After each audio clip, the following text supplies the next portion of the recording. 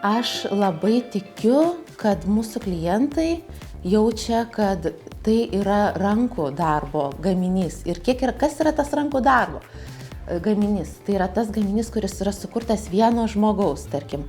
Mes neturim jokios linijos, mes neturim kažkokių tais siuvyklų, kuriuom vežtume gaminti nepažįstamiem žmonėm gaminius. Mes esame maža šeima, maža manufaktūra, kurioje dirba 3-4 siuvėjai ir, pavyzdžiui, gaminys nuo A iki Z yra vieno žmogaus rankose.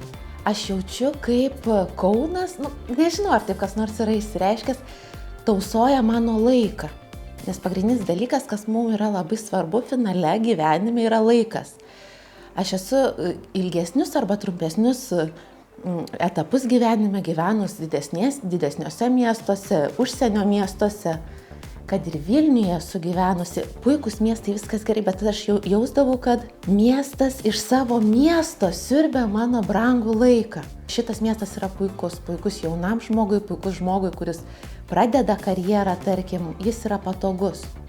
Iš verslo savo pusės aš jaučiu, kaip Kaunas prisideda prie to.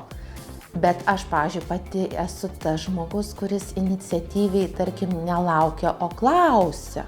Paklausi, tau niekada niekas nieko nenubaus ar tavęs nesukritikuos, jeigu tu eisi ir tuksensi į duris. Tai tu turi tiesiog paimti ir patuksenti vienas į kitas, tik tai taip apie tave gali sužinoti. Nes jeigu tu lauksi, kad tau kažkas duos, tai gali tekti ir ilgai palaukti.